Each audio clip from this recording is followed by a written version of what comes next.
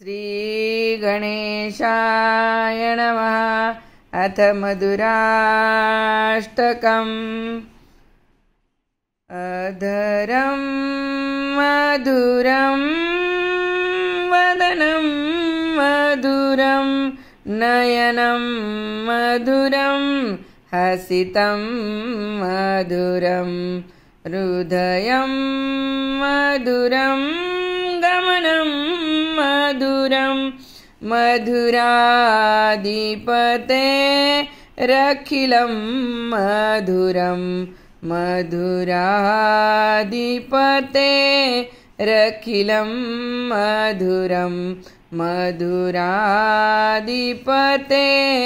रखिलं मधुरं वचनं मधुरं चरितं मधुरं वसनं मधुरं वलितं मधुरं चलितं मधुरं भ्रमितं मधुरं मधुराधिपते रखिलं मधुरं मधुराधिपते रखिलं मधुरं मधुराधिपते रखिलं मधुरं वेणुर्मधुरा रेणुर्मधुरा पाणिर्मधुरा पादौ मधुरा नृत्यं मधुरं सख्यं मधुरं मधुराधिपते रखिलं मधुरं मधुराधिपते रखिलं मधुरं मधुराधिपते रखिलं मधुरं मधुराधिपते रखिलं मधुरं गीतं मधुरं पीतं मधुरं भुक्तं मधुरं सुप्तं मधुरं रूपं मधुरं तिलकं मधुरं मधुराधिपते रखिलं मधुरं मधुराधिपते रखिलं मधुरं मधुराधिपते रखिलं मधुरं करणं मधुरं तरणं मधुरं हरणं मधुरं रमणं मधुरं वमितं मधुरं शमितं मधुरं मधुराधिपते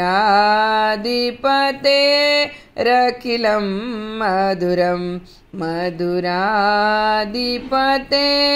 रखिलं मधुरं मधुराधिपते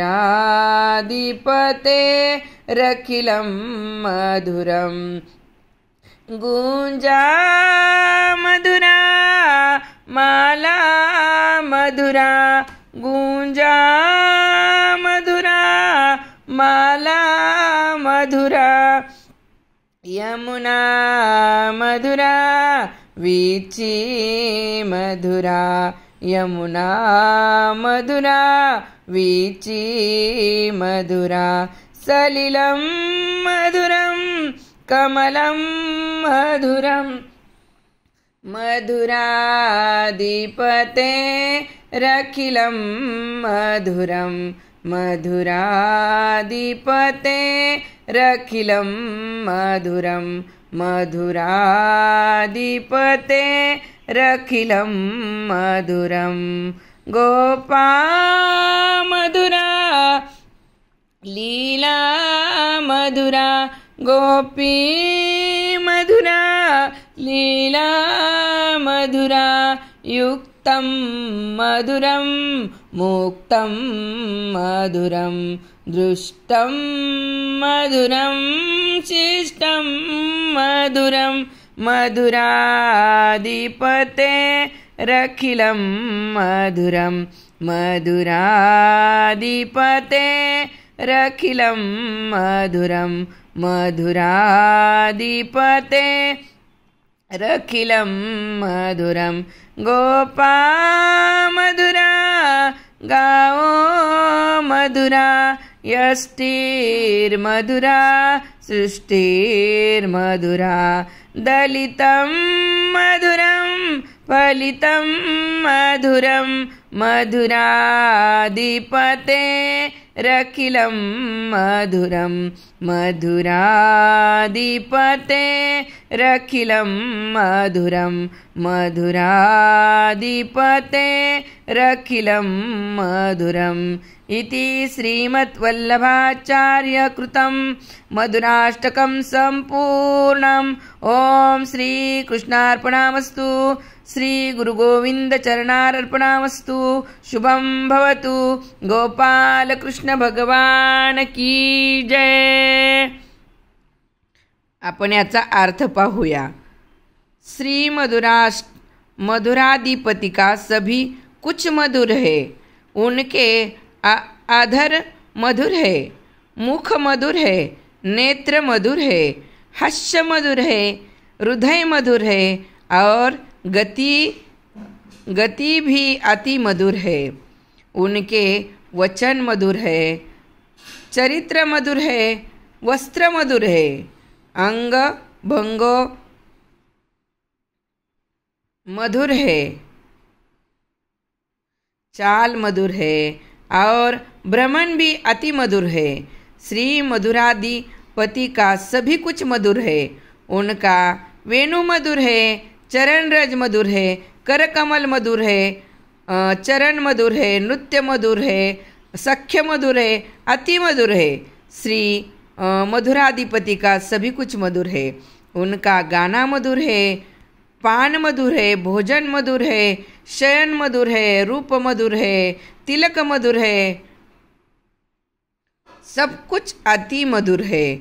मधुराधिपति का सब कुछ मधुर है। उनका कार्य मधुर है, तैरना मधुर है, हरण मधुर है, रमन मधुर है, उनका उद्गार भी मधुर है, शांति मधुर है, सब कुछ मधुर है। मधुराधिपति का सब कुछ मधुर है। उनकी गूंज मधुर है, उनकी माला मधुर है, यमुना मधुर है, उनकी तरंग मधुर है, उनका जल भी मधुर है और कमल भी अति मधुर है। श्री मधुराधिपति का सभी कुछ मधुर है।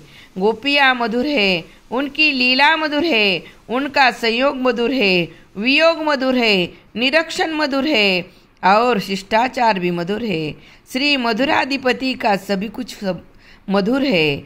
गोप मधुर है, गोपिया मधुर है, लघुटो मधुर है, रचना मधुर है, दलन मधुर है और उनका कल भी मधुर है, उनका फल भी मधुर है और श्री मधुराधिपति का सभी कुछ मधुर है।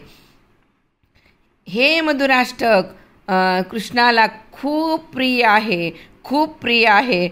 कृष्णाचं सगळं काही मधुर मधुर आहे आणि एकटक श्रीकृष्णाकडे पाहत राहा आणि हे अष्टक रोज म्हणत राहा। 21 दिवस जर हे अष्टक घेतलं तर काय चमत्कार होतो ते पहा।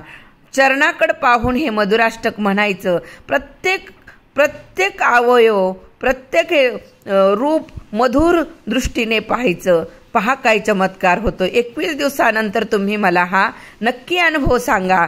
खरंच माझा हा अनुभव खूप छान आहे।